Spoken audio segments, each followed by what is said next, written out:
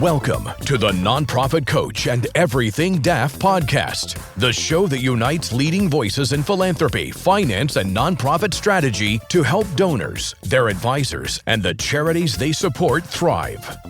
Your host today is Ted Hart, one of the foremost nonprofit thought leaders and the author of The DAF Revolution, Making a Difference in Our Modern World.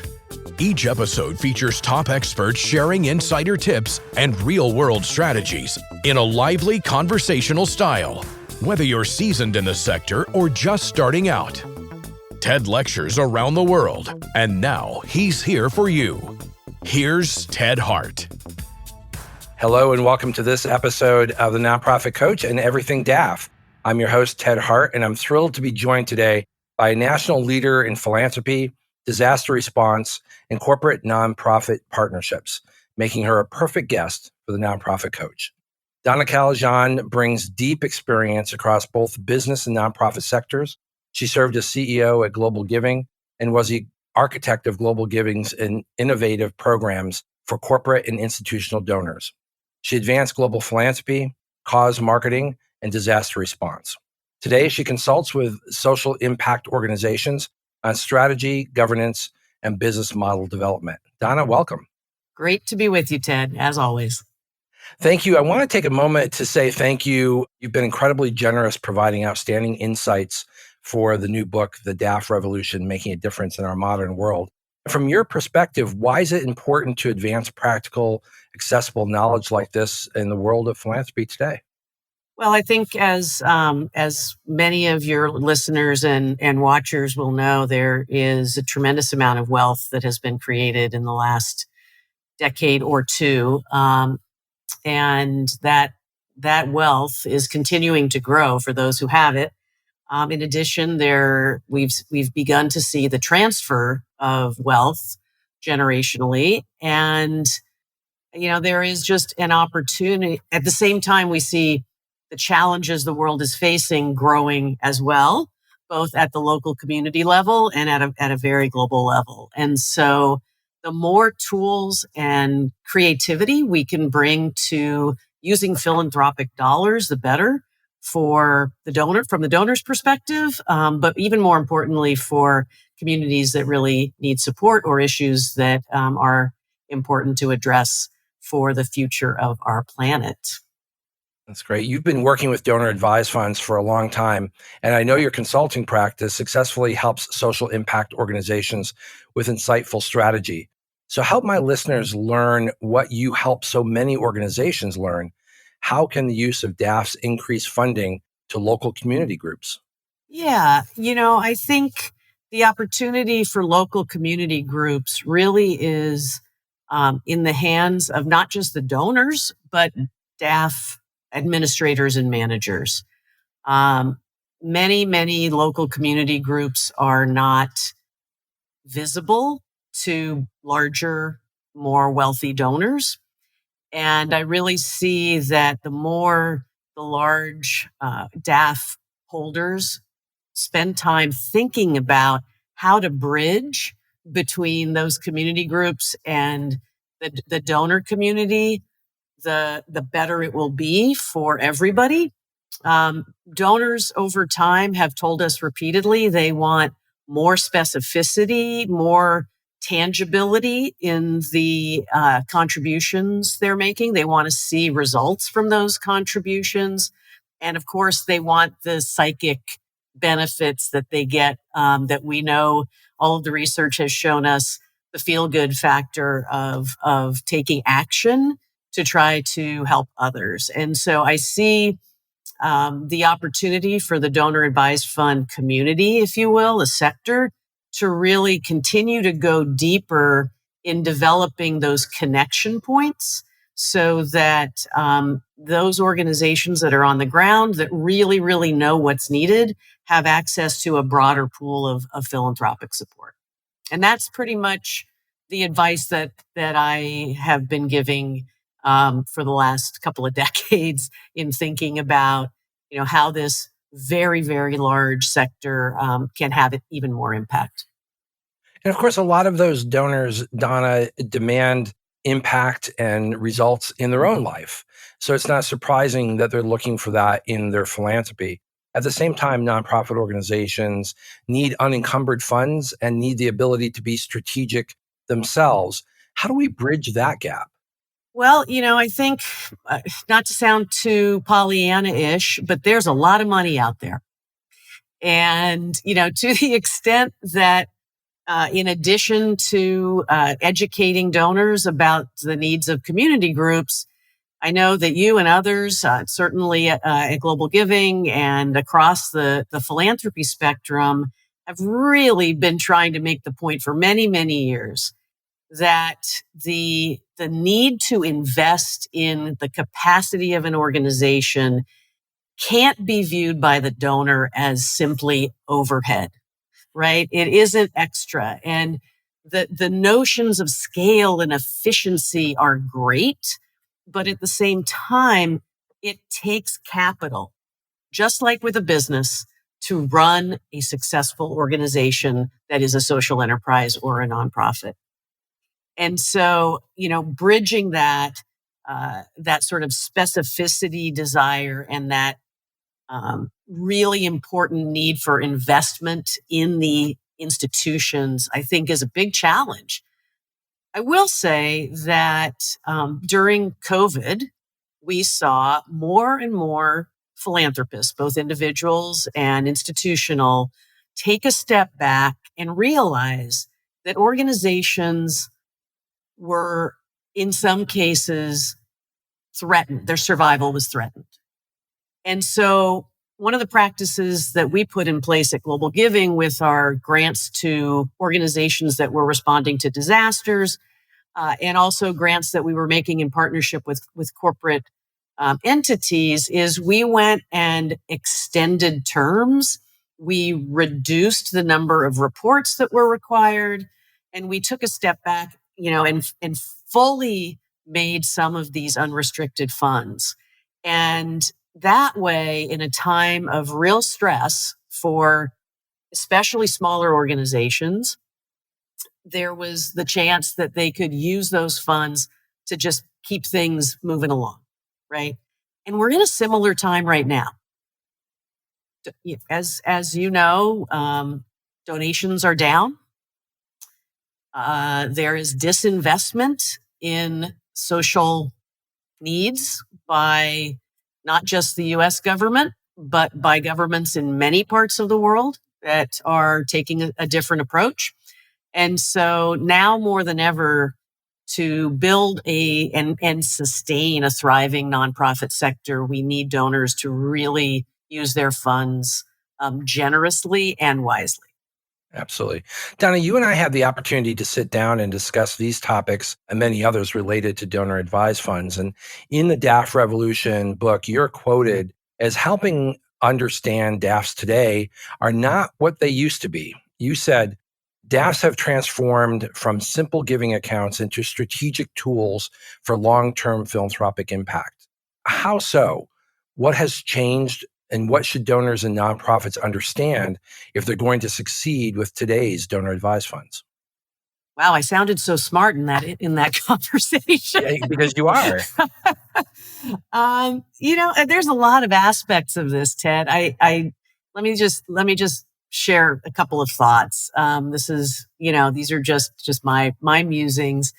But the biggest thing that's changed about the DAF world is size, without question, right? I think that in the early days, the donor advised fund structure was used by very, very wealthy people. It was very much a checkbook, viewed as a checkbook for them. And most of the funds would sit there for quite a long time, right? It was primarily a tax strategy. And while that's still the case for many, the thing that I think is most exciting about the concept of donor advised funds is the industry, in its desire to be innovative and keep pushing creativity for both donors and nonprofits, has come up with ways to allow much, much, much smaller donors to utilize a donor advised fund, help that donor manage the timing of when they feel most comfortable contributing, giving them access to large swaths of nonprofits, both globally and domestically. And I saw a recent announcement from, I think it was GoFundMe, that they are essentially setting up accounts. I don't think they're calling them DAFs, but it's essentially a giving account. And that is the concept here, right? And so if a donor with a few $100s can do that now versus a few $1 million in the early days, that just begins to level the playing field and, as we used to say, democratize to a larger degree who gets to play in these areas. And I think that, to me, that is the greatest change and also the greatest positive development. And of course, donor advised funds today, I refer to in the book as providing shared services, where that donor of a couple $100s or a couple $1,000s is able to receive all of the benefits and services that are needed as if you had a private foundation without having to hire the staff or pay the expenses for all of that. Yeah, that's for sure. I mean, whether it's a community foundation, a public charity, or one of the very, very large, Fidelity, Schwab, National et firm. cetera, the services and the benefits really vary, right? And so I think one thing that's really important for somebody considering setting up a DAF is knowing what services they need. And find the DAF that can provide the services that you desire to have. Exactly, right? So if they have a big investment portfolio, it might make sense for them to set up their donor advised fund with their investment advisor, most of whom do offer DAFs. If they really want to focus on their local community and they want to learn more about their local community, they want to have access to programming in their local community. And a community could be, something small like Bucks County, or it could be something large like California. But if that's what they're looking for, then probably a community foundation is going to be the best bet.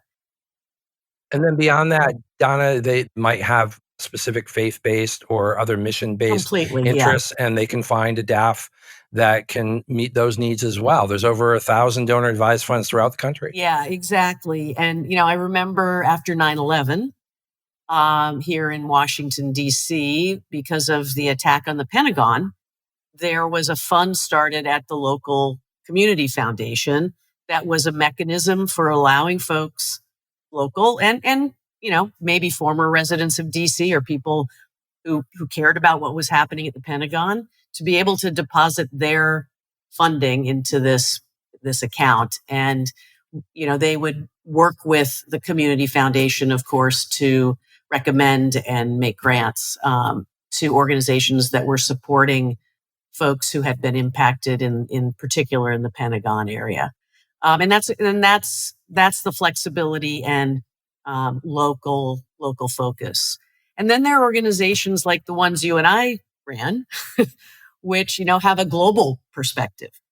And if an organization really has an emphasis on global, an organization or an individual has an emphasis on global philanthropy, then there may even be others who are public charities but not affiliated with another bigger institution who might be a good partner. A good partner for them. Donna, we're going to take a quick break, and when we come back, I'm going to ask you to help us understand when following the rules is sometimes not enough. We'll be right back. If you're enjoying this conversation and want to learn more, the DAF Revolution is your practical guide to turning donor-advised funds into real impact. Packed with insights from over 120 experts, including today's guest, it covers philanthropy, finance, law, nonprofits, and technology. Get the DAF Revolution now on Amazon or wherever you buy your favorite books. And we're back. Donna, when we sat down, of course, with so much of our backgrounds rooted in cross-border philanthropy, You're also quoted in the DAF Revolution, helping us understand, you say, cross-border philanthropy is essential, but compliance isn't just about following the rules. It's about respecting the communities we're aiming to help. Profound stuff, and not a point everyone understands. Yeah, thanks for raising that. It's something that's really important to me, whether it's, you know, in different neighborhoods in a given community in the United States, or certainly even more acutely globally. And, I think in the early days of companies and donors trying to make a positive difference in the world. And I want to just caveat all this by saying there are rarely ill intents behind things, but we do have this culture of American exceptionalism, this mentality. And so when I started working on global philanthropy back in 20 plus years ago, there were a number of different models that had been created by very smart people, right? Economists, designers. And they said, okay, well, let's design a model that we can then transport around the world and do this model anywhere in the world, because this replicability obsession, in my view, isn't always right. And so what we saw was that would often put the community that they were working in a position of trying to adopt norms and approaches and processes that were completely foreign, literally. And so when I say that it's more than compliance, it is respect. It is understanding that just because somebody maybe doesn't dress the way you do, speak the language you do, live in a fancy house like you do, they are smart as hell. They have as much, if not more, determination as you, usually way more. And certainly they know what their community needs. And so I had the chance a few years ago to serve on the board of an organization called Water for People.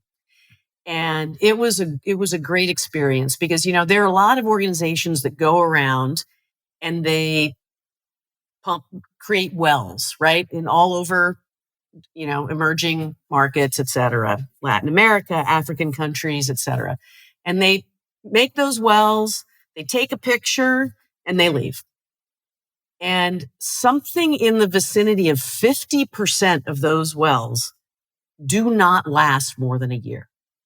And they have taught no one in the community how to service the well.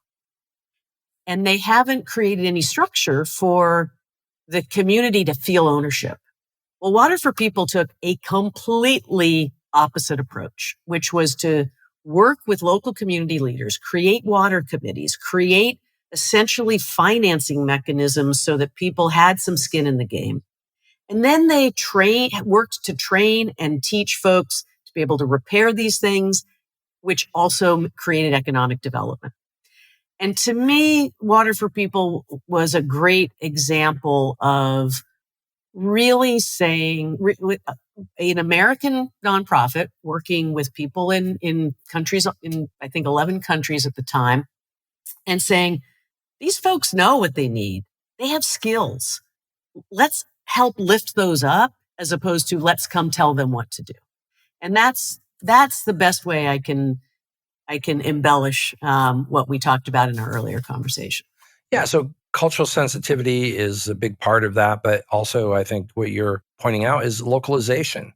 Yeah, and agency. Bring the funding, but working with that community to make sure that your funding is working well, as opposed to imposing how they're going to make your funding work well, is a very different approach, and one that, to your point, is likely to have much stronger roots in the community than just sending money. Yeah, for sure. For sure. We did some research at Global Giving just before the pandemic, I guess it was, and where we talked to community leaders about what did they most need from funders other than money. And it was to help them develop agency so that they could take their skills, their leadership, and reach more people. They could work and influence local actors, local decision makers, but also beyond their local community. Donna, in an earlier podcast, Joe Fisher at Wren used the analogy of donor advised funds. If we were playing a 9-inning baseball game, from his perspective, donor advised funds are at the first pitch, which says there's a lot ahead of us for donor advised funds. Mm-hmm. First of all, what do you think about that? And what lies ahead for donor advised funds? Well, I don't think you know this, but I come from a big baseball family. There you are. I picked the right metaphor. Yeah, my uncle played for the Yankees and had 6 World Series rings. Wow, incredible. Yeah, he was in the, Joe DiMaggio, Casey Stengel, Billy Martin era. And my dad played baseball, my 2 brothers played baseball, and I played softball. So my mom used to say that she spent most of, the 60s and 70s at a baseball field. So thanks for bringing that home. I appreciate it. I don't know if I would say the first pitch. I might say the second inning, second or third inning, because I do think, as we talked about a little bit before, I do think that there has been innovation. I do think that the innovation continues to be evident, based upon the example I gave. But yeah, I think there is lots more to figure out. And, one thing for sure is what I said at the beginning of the podcast, which is figuring out those connections so it doesn't feel as transactional for both sides, right? I think, sure, the nonprofit wants the money, but they also would like a relationship. And I think there has historically been a fear on the part of the DAF entities that they have to protect the donor, right? And I get that. I also think it's maybe a little short-sighted. And so figuring out ways for those connections to happen, I think will be important. Other future evolutions are, I think it'd be great to see, the donor advised fund is kind of a uniquely US UK structure. And so I'm very, very curious to see how some of these models will continue to evolve into other parts of the world where there is tremendous wealth now. Whether it's Singapore or China or parts of India, there are mechanisms for philanthropy, but the culture of giving is not as great as it is Or it's embedded in Europe, UK, America, Canada. And so I'd love to see the industry sort of work with counterparts in other parts of the world to figure out what's the right mechanism for them. Mm-hmm. And I think there's a real hunger for that. I'm certainly having conversations with a number of folks around the world who are interested in understanding the model, but making it work within their philanthropic realities. Donna, again, we sat down and spent a good amount of time together, and you focused on donor decision-making. And again, you're quoted in the DAF Revolution as saying, educating donors on how to maximize their giving is as important as the giving itself. DAFs are an opportunity to empower donors to make informed decisions. What is it about DAFs that provide this empowerment to donors? Patience. So a donor puts their money in the DAF. There is currently not often a huge sense of urgency about the distribution of those funds. And I would, as an aside, I would say, when you asked previously where are things headed, I do think the issue of how much of donor advised fund balances are distributed on a regular basis, that is a policy issue that will continue to bubble. And I think the sector getting ahead of it, as opposed to only responding to what it perceives as threats, would be a very, very big leadership move. But coming back to why it's important for DAFs to educate donors, I think the fact that there is often time to consider strategically, what do I want to do with this important philanthropic capital that I have set aside, and as we were talking again, utilizing the resources of whoever they have the DAF with, right? Whether it's community foundation, a financial institution, a public charity, a university. I think really donors demanding, that sounds so strong, donors asking for and being able to expect substantive advice and substantive guidance, I think, is incredibly important. And choice, right? They're a big part of giving is, I know this organization, I'm just going to say, send the money there. The more we can educate donors about the real issues impacting a community or a subject matter that they are concerned about, the better the decisions, the more impactful the philanthropy. And I think, DAFs entities are quite well resourced on balance. And so to the extent that kind of guidance and advice can be tapped into, I think that will benefit everybody. Yeah, I agree. And as you know, many donor advised funds, not all, but many have voluntarily committed to at least a 5% payout on an annual basis, which is required of private foundations, but not of donor advised funds. But yet donor advised funds give many multiples of that typically in each year of their assets.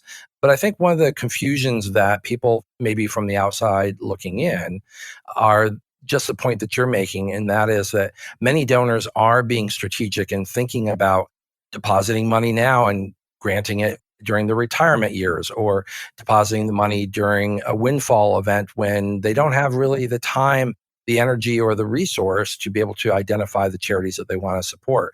So there's a strategic element that does take time, and I think really needs to be honored on the part of donors who, bottom line, and I keep reminding everybody of this, they don't have to give away any of this money, but they do. And that's what's important. Donna, there's always so much going on in the world. And you mentioned this early on in the start of this podcast. There's so many causes and needs drawing donors in so many different directions. Is giving more important now? I think so. We're seeing really, really tough times for the nonprofit sector. And whether it is the tightening of folks' belts because they are concerned about the economy, they are concerned about the way the wind is blowing and not getting in the crosshairs of anybody they don't want to be in the crosshairs of. Those things are certainly impacting the nonprofit sector like they never have before. I was speaking to a nonprofit CEO last week, and they are to some degree facing existential fear about executive orders, to be quite candid. And organizations that are well established, well run, and doing really important work that are now, on the one hand, trying to figure out how to just prepare themselves for any sort of exogenous action. At the same time, they're trying to do their work. Their work on a daily basis. They're trying to fund their work and help people and clean up rivers and educate folks about whatever. And so, yeah, I think that it is a really important time, especially in the United States right now. And then we have the added complexity of many states being impacted, not just by the current administration's actions, but just in general by lower revenues and higher deficits. I live in the state of Maryland, and which go Maryland. Our governor and state legislature have really had a tough time coming up with the budget for next year because revenues are down. Prices are up.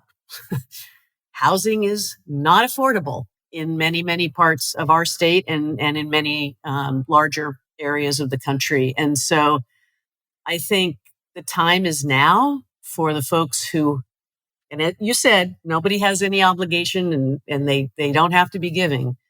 But I am a personal believer that, if you can live on $5 million a year, you could probably live on $4,900,000. If you can live on $4 billion a year, you can certainly live on $3 billion. And the crazy thing is, those are the numbers we're seeing. Some of these stock escalations and appreciations in the recent years are astounding. And I'm excited to see what these newer, younger wealth creators are going to do, what their priorities will be. And we know they're more focused on climate than their predecessors were. The issue of homelessness and housing affordability is huge in the cities where most of them live and work. So I'm excited. I think there's a tremendous opportunity for all the philanthropic mechanisms, but particularly utilizing the DAFs to really make a difference and to step in at a time that is really, really important to keep momentum going. Well, we'll keep inspiring people to give and giving them the opportunity to make a difference. So Donna, thank you for being here and for your assistance in making the DAF revolution a reality. Thank you for the vital work that you do every day. Your leadership continues to inspire and help communities around the world. Thanks, Ted. Yeah, thank you. And to our listeners, if you enjoyed today's episode, please be sure to follow us wherever you get your favorite podcasts. And be sure to pick up a copy of The DAF Revolution, Making a Difference in Our Modern World, available now on Amazon or wherever you buy your favorite books. Until next time, I'm Ted Hart, and this is The Nonprofit Coach and Everything DAF. You've been listening to The Nonprofit Coach and Everything DAF with Ted Hart. Follow us on Spotify, Apple Podcasts, or wherever you enjoy your favorite shows. And don't forget to pick up Ted's newest book, The DAF Revolution, available now on Amazon and at booksellers everywhere. Thanks for joining us, and we'll see you next time on The Nonprofit Coach.